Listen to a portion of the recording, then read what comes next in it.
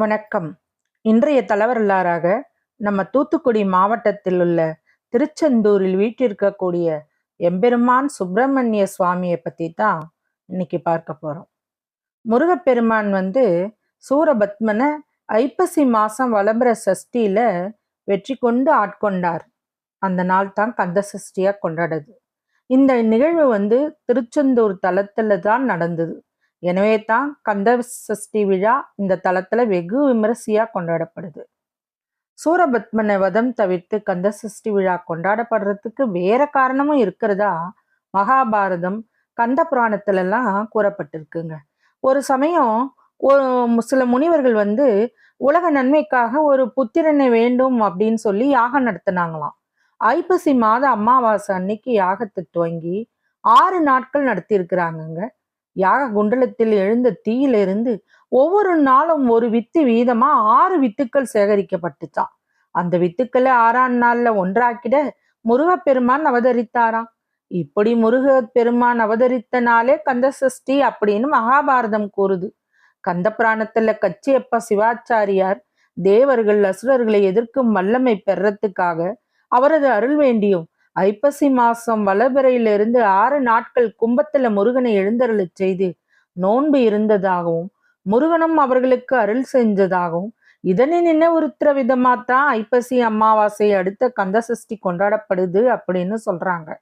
சஷ்டி யாகம்ங்கிறது திருச்செந்தூர்ல கந்த சஷ்டி விழாவோட முதல் நாள் அதிகாலையில ஹோம மண்டலத்துல மூலவரின் பிரதிநிதியா இருக்கிற வள்ளி தெய்வ யானையோட ஜெயந்திநாதர், அதாவது அவரும் முருகர் தாங்க, அப்படின்னு எழுந்தருள்வார். அந்த பேரோட அருகோண வடிவில் அமைக்கப்பட்டிருக்கிற அந்த ஓம குண்டலத்துல முருகனின் வெற்றிக்காக யாகம் துவங்கும்.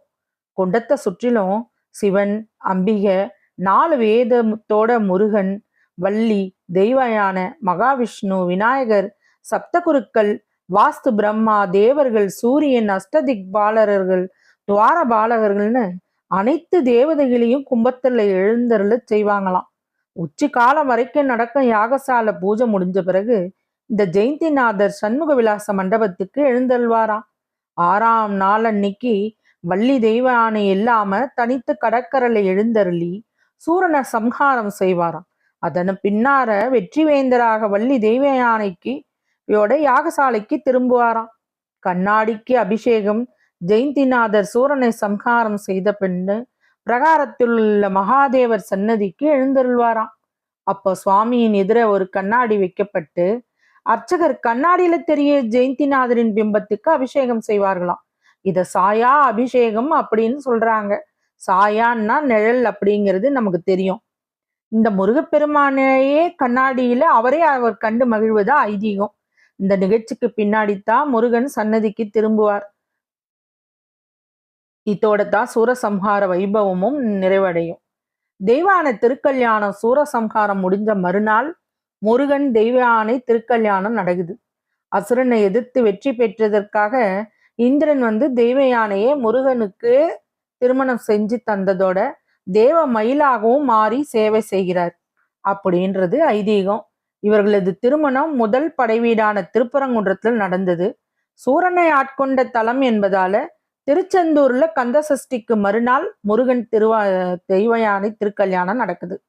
அன்று காலையில தெய்வ யானை தபசு மண்டபம் போய் முருகனை மணந்து கொள்ள வேண்டி தவம் இருப்பாங்க. மாலையில குமரவிடங்கர் அப்படிங்கிற முருகனின் பிரதிநிதியா இருக்கிறவர்கிட்ட மயில் வாகனத்துல தபசு மண்டபம் போய் தெய்வ யானைக்கு மாலை சூட்டி நிச்சயதார்த்தம் செஞ்சுக்குவார். நள்ளிரவுல இருவரும் திருக்கல்யாண மண்டபத்துல எழுந்தருளி அங்கு திருமணம் நடக்கும். மறுநாள் பார்த்தீங்கன்னா சுவாமி தெய்வ யானையோட வீதி உலா செல்கிறார். அடுத்த 3 நாட்களும் சுவாமி திருக்கல்யாண மண்டபத்துல ஊஞ்சலில் காட்சி தர்றார். எவ்வளவு சூப்பரா இருக்கு பாருங்க இந்த கதையெல்லாம், இல்லையா? முருகனுக்கு மஞ்சள் நீராட்டு.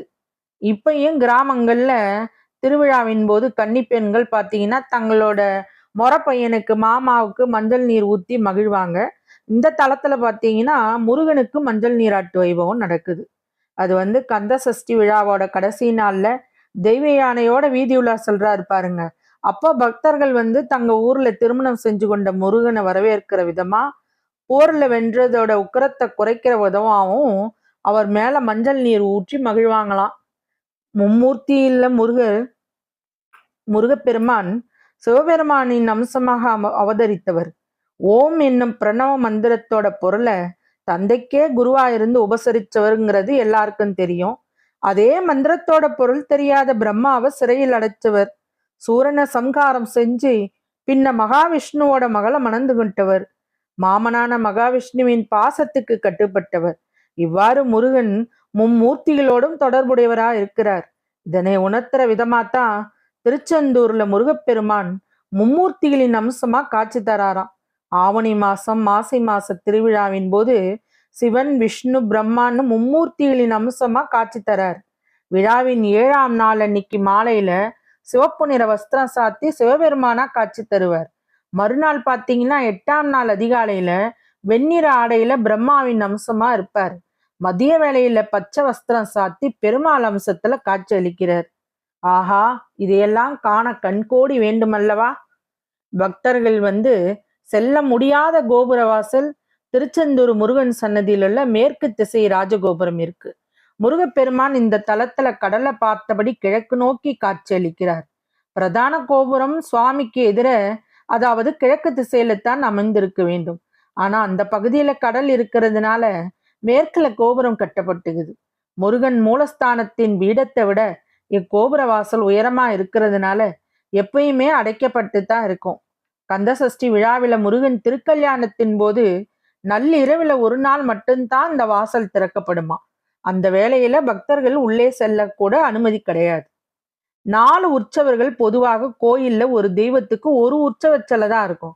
ஆனா திருச்செந்தூர் கோவில்ல பாத்தீங்கன்னா சண்முகர், ஜெயந்திநாதர், குமரவிடங்கர், ஆலவாய் பெருமாள்னு 4 உற்சவர்கள் இங்க இருக்கிறாங்க. இவர்கள் அனைவருக்குமே தனித்தனி சன்னதிகள் இருக்கிறது தான் இங்கு சிறப்பு. இதுல குமரவிடங்கர் மாப்பிள்ளை சுவாமின்னு அழைக்கப்படுறார்.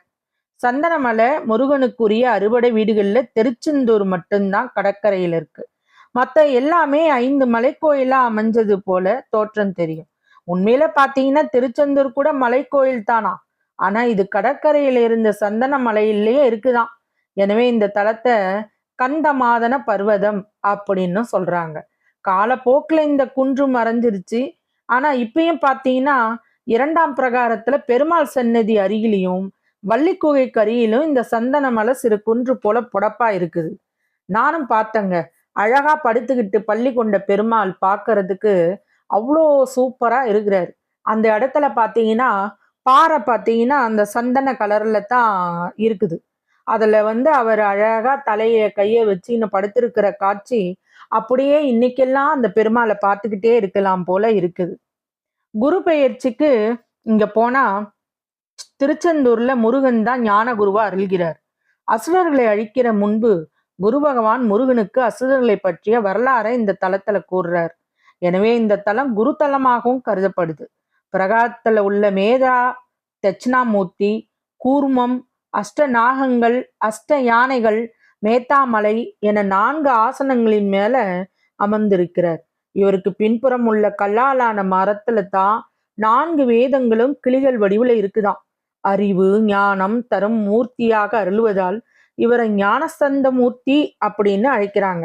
வழக்கமா கைகளில் அக்னி உடுக்கியோட காட்சி தரும் தட்சிணாமூர்த்தி இங்கு மான் மழுவோடு தான் காட்சி தரார். குரு பெயர்ச்சி அன்னைக்கு திருச்செந்தூர் முருகனை வணங்கினா குருவினால உண்டாகக்கூடிய தீய பலன்கள் குறையுமா. 2 முருகனும் சூரனை சம்ஹாரம் செய்ய வந்த முருகர்கள். இந்த தலத்துல சுப்பிரமணியரா 4 கரங்களோட காட்சி தரார். இவர் வலது கையில மலர் வச்சு சிவபூஜை செய்தபடியே தவக்கோலத்தில் இருப்பது சிறப்பான அமைப்பு. இந்த தலம் இவரோட தவம் கலைந்து விடக்கூடாதுன்னு தான் இவருக்கு பிரகாரமே கிடையாது. இவருக்கு பிரதான உற்சவர் சண்முகர் தெற்கு நோக்கி தனி சன்னதியில் இருக்கிறார். இவரை சுற்றி வழிபட பிரகாரம் இருக்குது. மூவருக்குரிய பூஜை மற்றும் மரியாதைகள் இவருக்கும் செய்யப்படுதுங்க. தீபாவளிக்கு புத்தாட ஊர்வலம், மகாவிஷ்ணு நரகாசன் அழிச்சு மக்கள் இன்புற்ற தீபாவளி நாள்ல அனைவரும் புத்தாடை உடுத்தி மகிழ்கிறோம். திருச்செந்தூர் கோயில்லையும் அனைத்து சுவாமிகளுக்கும் தீபாவளி அன்னைக்கு புத்தாடை அணிவிக்கிறாங்க.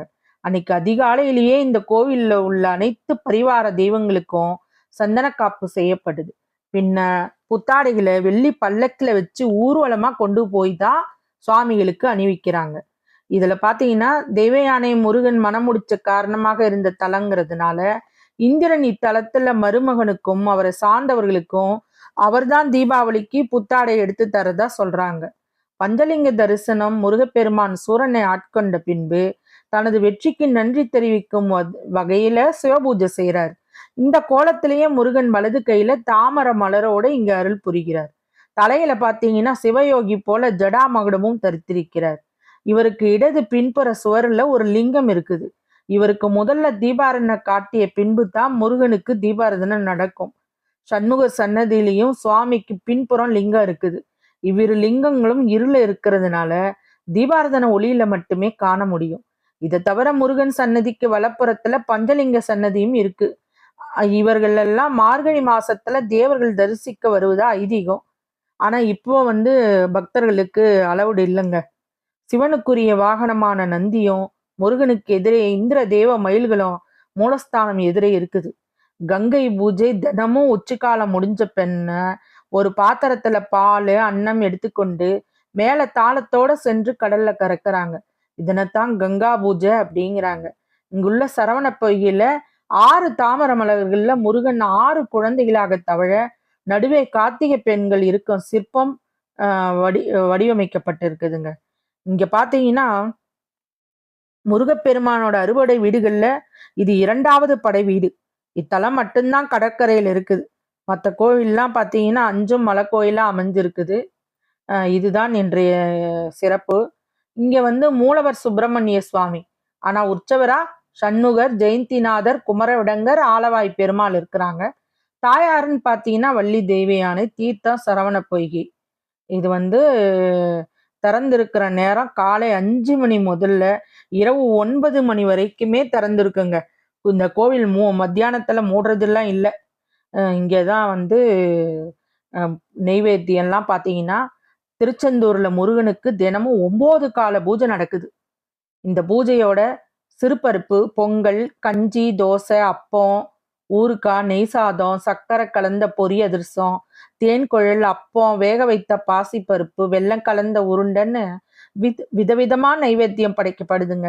தமிழகத்துக்கு முருகனுக்கு பல தலம் இருந்தாலும் குறிப்பிட்ட 6 தலங்கள்ல படைவீடா கருதி வழிபடுறது போர் புரிய செல்லும் தளபதி தனது படையோட தங்கியிருந்த இடம்தான் படை வீடுன்னு சொல்லுவாங்க பொதுவா.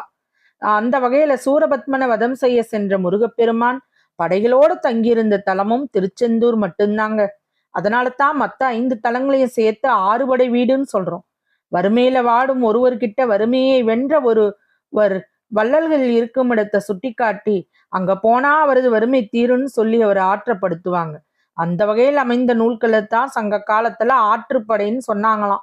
ஆனா இப்போ மக்களோட குரல்களை போக்கி அருள் செய்யும் முருகன் இந்த 6 இடங்கள்லயும் உரையிறார். அவரோட சென்று சரணடைஞ்சா அவரது அருள் கிடைக்கும்னு நக்கீரர் ஒரு நூல் இயற்றினார். முருகனோட பெருமையை சொல்லும் நூல் அப்படிங்கிறதுனால தான் இத திருமுருகாற்றுப்படை அப்படின்னு பெயர் பெற்றது. பிற்காலத்துல தாங்க இந்த ஆற்றுப்படை தலங்களே மருவி 6 படைன்னு போயிடுச்சு. அவர் பாடிய வரிசையிலேயே 6 படை வீடுகளும் அமைஞ்சிருக்குது. இதுல திருமண தடை உள்ளவர்கள் இத்தல இறைவனிடம் வேண்டிக்கிட்டா நல்ல வரன் அமையும். சுவாமி அம்பாளுக்கு அபிஷேகம் செஞ்சும் வஸ்திரம் அணிவித்தும் நேர்த்திக்கடனை நிறைவேற்றி கொள்ளலாம். எம்பெருமான் முருகப் பெருமானை வழிபட அனைத்து வளங்களும் நலங்களும் பெற்று வல்லாண்டு வாழ அந்த திருச்செந்தூர் முருகப்பெருமான் அருள் புரியட்டும். யாரெல்லாம் திருச்செந்தூர் போய் வந்திருக்கீங்கிறத உங்களது கமெண்ட்ல சொல்லுங்க. இந்த வசியின் வாசிப்புகளையும் சப்ஸ்கிரைப் பண்ணுங்க, லைக் பண்ணுங்க, ஷேர் பண்ணுங்க. நன்றி.